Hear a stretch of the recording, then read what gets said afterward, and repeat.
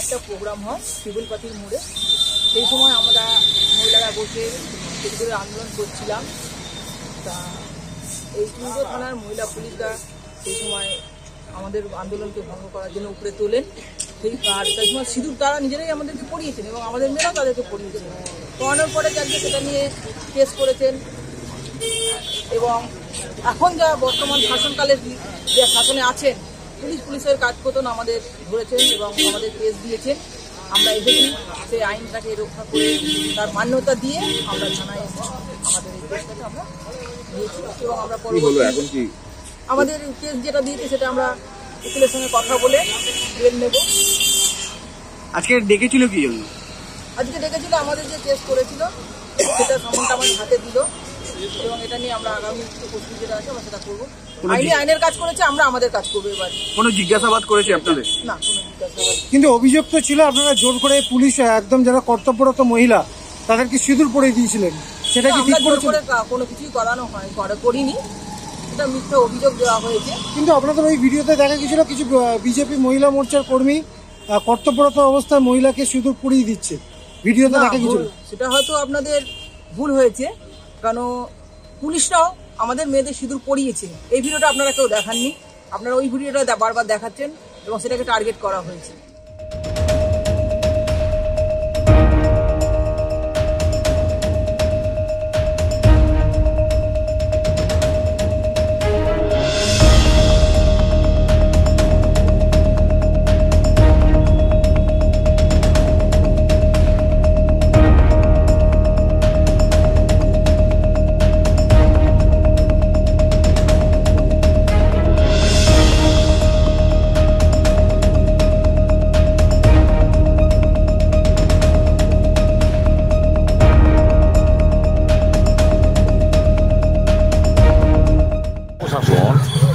যারা আজকে সিঁদুর হাতে রাস্তায় নামলো প্রতিবাদ জানাতে, তাদের নামে কেস জারি করে দিল। তাদের আজকে বলছে থানায় হাজিরা দিতে হবে, থানায় এসে উপস্থিত হতে হবে, নাহলে অ্যারেস্ট করবে, এরকম ব্যাপার হয়ে গেছে। আমরা এই বিষয়টা নিয়ে খুবই চিন্তিত এই কারণে বেশ কিছুদিন যাবৎ আমরা দেখলাম পুলিশ একবারে সরাসরি ফোনের মধ্যে দিয়ে যেভাবে গালমন্দ করেছে অনুব্রত মণ্ডল, তাকে নিয়ে পুরোটাই একবারে নিষ্ক্রিয়।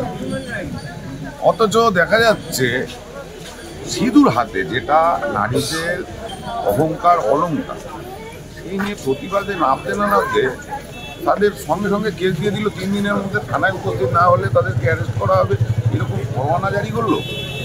আশ্চর্য লাগে যে পুলিশ প্রশাসন আজকে পুলিশের ভূমিকা পালন করছে না তৃণমূলের ক্যাডার হয়ে গেছে। আমরা বুঝে উঠতে পারছি না যে এইরকম পরিস্থিতি থাকলে আমরা বিরোধী, আমাদের ন্যূনতম বলার অধিকারটা যদি পুলিশ প্রশাসন এইভাবে কেড়ে নেয়, শাসকের বিরুদ্ধে যদি আমরা রাস্তায় নামি, আগামী দিনে তাদেরও চিন্তা করতে হবে, কারণ তাদেরও দিয়ে বাকি আছে, তাদেরও চিন্তা করতে হবে। কিন্তু দাদা দেখা যাচ্ছে সেদিনকে আপনার কথা অনুযায়ী সেখানে মহিলাদের কর্মসূচি ছিল, সেখানে দেখা যাচ্ছে আপনাকেও তো সমন ধরানো। ব্যাপারটা হয়ে গেছে, আমি পাশে বসেছিলাম, একটা আমাদের যিনি স্থানীয় বিধায়ক আছে তার বরাবরই টার্গেটের একটা কেন্দ্রবিন্দু আমি রয়েছি। বিভিন্ন জায়গায় নানান রকম মন্তব্য করে উনি, আমরা দেখলাম। তারপরে নিজে এরকম থানায় এসছে, এটা স্বাভাবিক ব্যাপার। এখানকার বিধায়ক তো এখানকার মুখ্যমন্ত্রী ভাবে তিনি নিজেকে, সেই হিসাবে এখানে নির্দেশিকা দিয়েছে, আদেশ দিয়েছে। সেই হিসাবে পুলিশ তো বললাম নিজের ডিউটি কম পালন করছে, তৃণমূলের ক্যাডারের ভূমিকা পালন করছে বেশি, তাই আমার নামটা এর সঙ্গে জুড়ে দিয়েছে।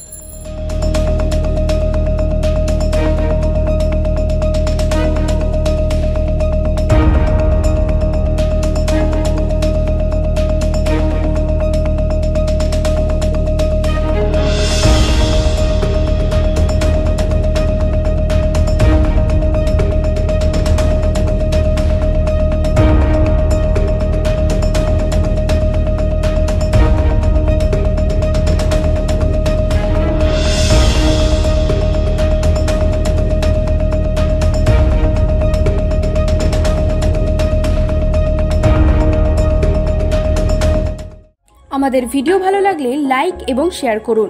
কমেন্ট সেকশনে গিয়ে জানান আপনাদের মতামত। আরও ভিডিও পেতে আমাদের চ্যানেল সাবস্ক্রাইব করুন এবং প্রতি মুহূর্তে খবরের আপডেট পেতে প্রেস করুন বেল আইকন।